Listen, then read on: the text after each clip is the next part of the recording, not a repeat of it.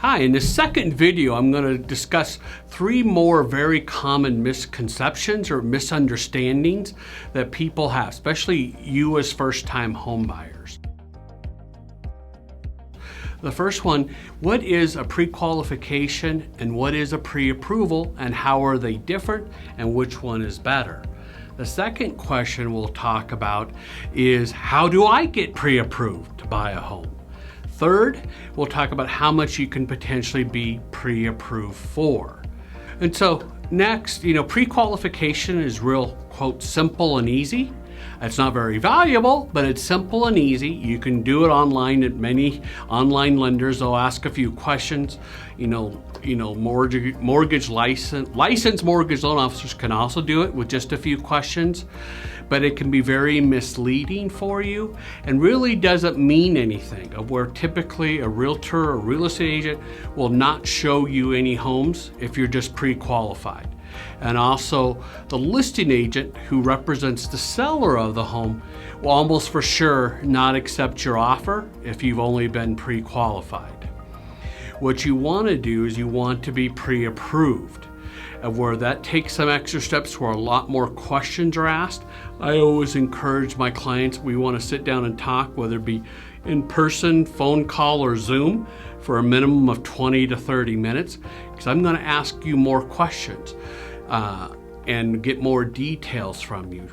So that is an important time for us to come together. And then I'm going to ask you for your permission to order your credit report. And then we're going to request some paperwork from you, like pay stubs, bank statements, W-2s, that kind of thing. Because with a pre-approval, you're using what you've given us, verbally of what you make, how much money you have in the bank. But we have to operate under the principle of trust but verify.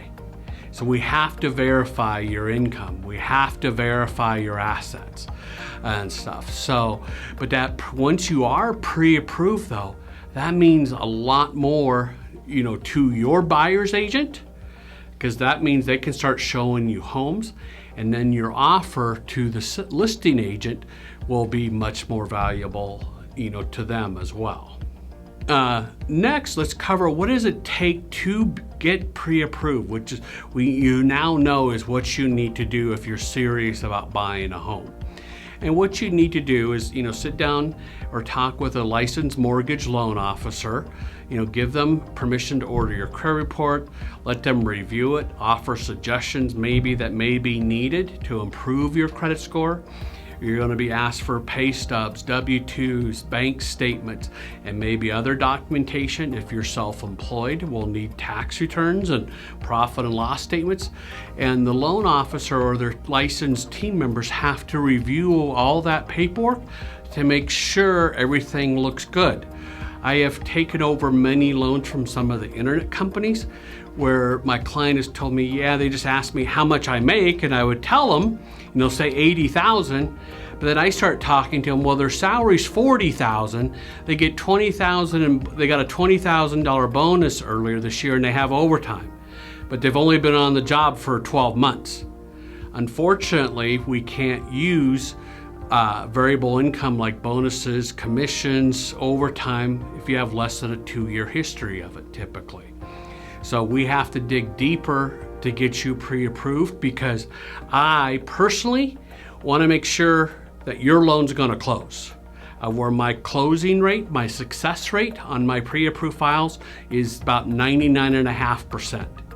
Of where I think there's only been 3 or 4 times in the last 9 years where my team made a mistake and that loan didn't close because of something loan oriented.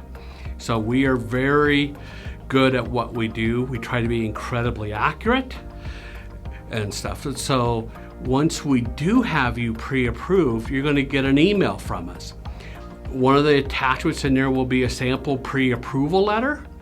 And the second thing that's even more valuable is what's called our pass report. I started creating this, 8-9 years ago. And PASS stands for Pre-Approval Summary Sheet. And I don't know of any other lenders disclosing this type of information to people before they ever write a contract on a home. But what I show you on your PASS report is 3 sets of items. One is the purchase price you're potentially approved for, your down payment, your loan amount and interest rate and type of loan, conventional, FHA, VA. Second section is about your monthly payment. What's the payment you're pre-approved for? And I always have to tell you, you're always pre-approved to a payment and not to a price. The reason for that is the property taxes can really vary on a home. If one neighborhood you're looking at, the taxes are $200 a month, and in another neighborhood they're $400 a month, that $200 a month difference means we got to drop your house price by $50,000. So it's very important. It shows you your principal interest payment, mortgage insurance if you have any, homeowner's insurance payment, property taxes, and potentially HOA dues as well. Then the third section in my PASS report shows you how much cash it takes to close. Now, usually everyone knows you got to say put down a down payment. They know that, you know that.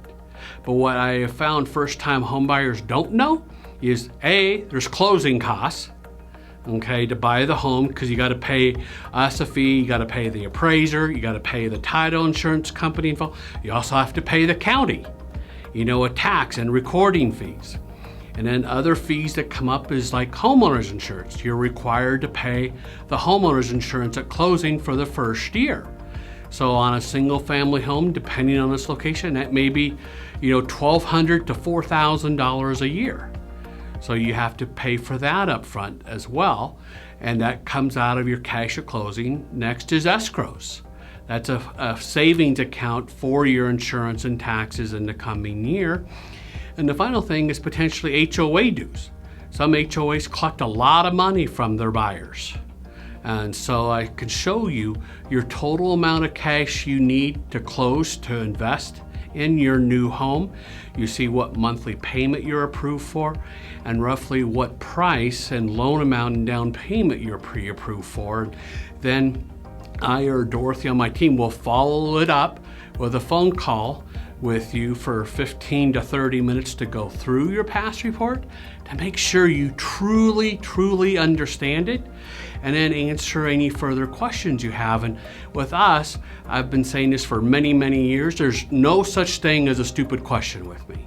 So please ask us questions.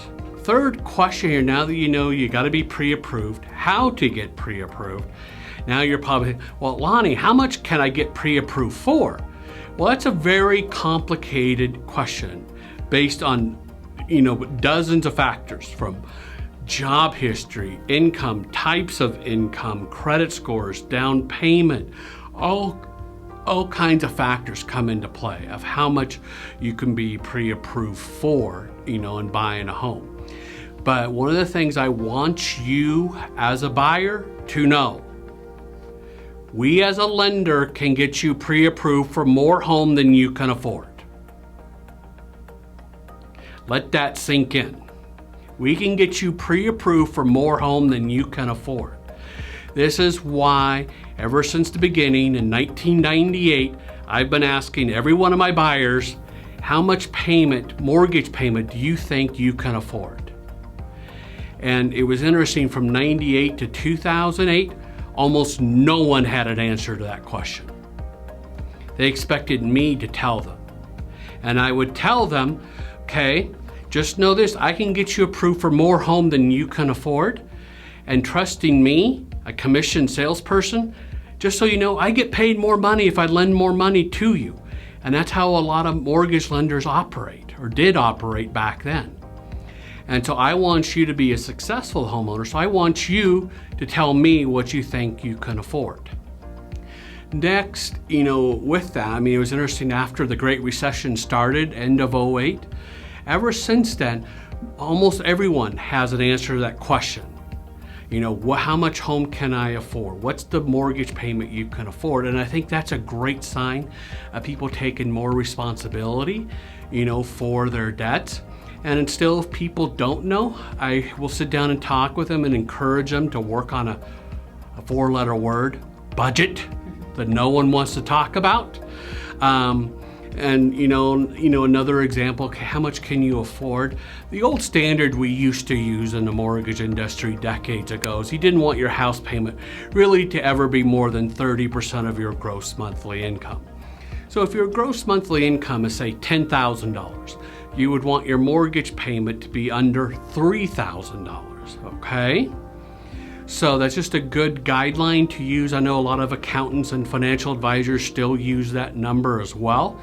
That may be a good number for you. It may need to be lower. Maybe it could be higher. Depends on your spending habits, okay? So I greatly appreciate you watching this video. If you found it valuable, please subscribe to my channel.